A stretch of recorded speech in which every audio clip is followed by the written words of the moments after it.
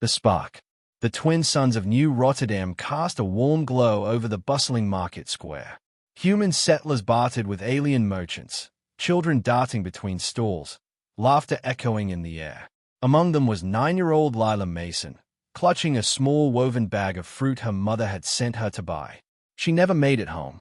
The council's enforcers, tall, insectoid vercal in polished black armor, descended into the square, their shadow falling across her path. One gestured sharply, mandibles clicking. "You are accused of theft," it hissed in accented trade tongue. Lila froze. "I didn't." The enforcer didn't care. Under Article 17b of the Galactic Council's summary justice laws, local officers could execute punishment without trial. For most worlds under the Council, it was a fact of life. But for humans, it was a line that should never be crossed. The blaster shot cracked across the square. Lila fell. The fruit rolled from her bag, bouncing once before resting in a widening pool of red. The market went silent. Then the screaming began. Within an hour, the footage was everywhere, shaky handheld captures streaming across the Terranet, news feeds, private channels. Billions watched as a child, unarmed and terrified, was gunned down under the Council's law. On Earth, Prime Minister Hannah L. Ramirez watched in grim silence. Across the table in the United Terran Assembly's high chamber, military chiefs, diplomats, and governors sat stunned. "They think we'll accept this," Admiral Cato Ramirez said finally, his voice like steel scraping stone. "Like the others have. They think humans will lower their heads." The Prime Minister's gaze hardened. "We won't." The Council's official statement came 12 hours later. Council spokesperson. "The actions taken by our security personnel were within the bounds of galactic law." The accused resisted questioning. "No further action will be taken." There was no apology, no admission of wrong, only cold bureaucracy. It was a final insult. In the Assembly chamber, the debate was short and bitter. The diplomatic corps urged restraint, warning of the Council's overwhelming fleet numbers. But the mood in the chamber had shifted. Across human space, protests erupted, not for negotiation, but for justice. Operation Ashfall was tabled and voted on in under an hour. Every hand in the chamber rose.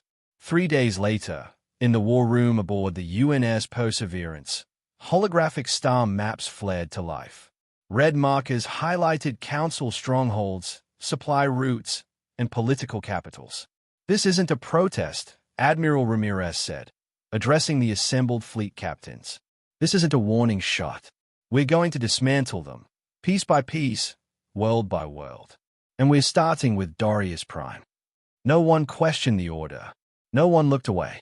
Somewhere out there, a child's blood still stained a marketplace. And humanity was done asking for justice. We were coming to take it. The first strike. The UNS Resolute cut silently through the void, her hull cloaked in adaptive plating. Around her, the rest of Strike Group Alpha coasted dark. No running lights, no transmissions, no energy signatures the Council could detect. For weeks, human intelligence had fed the Council carefully crafted misinformation. Their fleets were massing far from here, chasing phantom Terran incursions.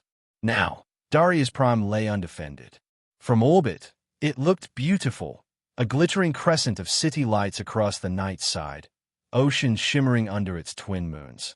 It was the beating heart of Council commerce, a place where diplomats strutted and merchants bartered fortunes. Humanity wasn't here to take it. We were here to make a statement. On the Resolute's bridge, Captain Erin Holt stood with her hands clasped behind her back. The star map before her pulsed with red icons, planetary shield generators, defense platforms, and the Tribunal Hall, the seat of the Council's economic authority. "All ships in position," reported Commander Yates. Holt gave a single nod. "Deploy the spears." From the dark, 20 stealth cruisers released their payloads, tungsten rods the length of buses, accelerated to a fraction of light speed. The weapons didn't explode. They didn't need to. Kinetic energy did the rest. The first impact shattered Darius Prime's orbital defense ring. The second drove straight through the planetary shield generator. The third, the most important, slammed into the Tribunal Hall itself,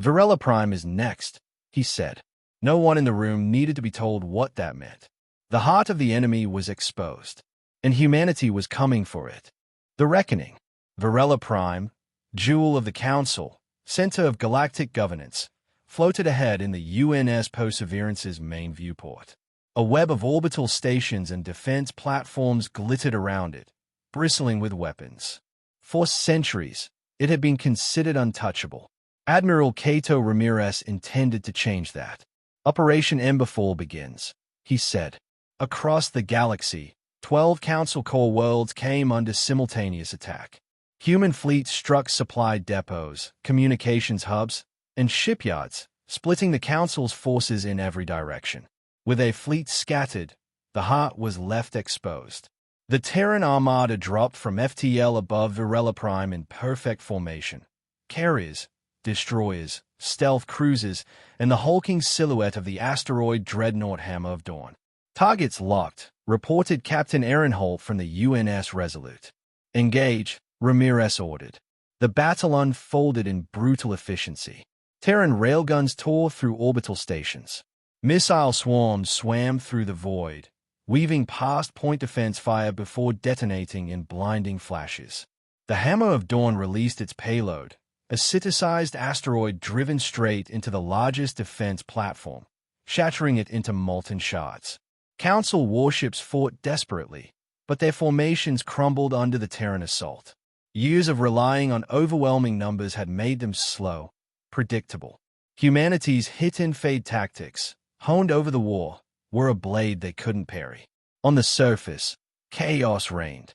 Ground teams, dropped from orbit in armored drop pods, stormed the capital district. Marines breached the council chamber in the middle of an emergency session.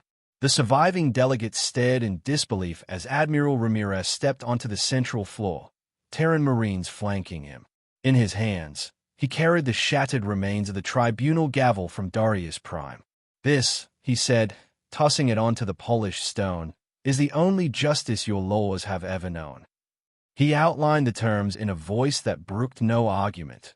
Repeal of the summary justice laws, reparations to victims, and immediate independence for all species under Force Council rule. Refusal, he warned, would mean the complete destruction of Varela Prime. No one refused. Hours later, the Terran flag was raised beside those of newly freed worlds over the ruins of the Council Hall. Warships hung in orbit, not as conquerors, but as guardians to ensure the old regime never returned. On Earth, crowds flooded the streets in celebration. Across human colonies, the phrase "For Lila" became not just a rallying cry, but a symbol of what humanity had fought for, the belief that even one innocent life was worth defending at any cost. In the quiet after the victory, Ramirez stood at the viewport, watching the once mighty capital spin slowly below. They thought one child's life was small, he said, but in the measure of humanity, it was enough to bring down an empire. And in the silence of space, the galaxy understood.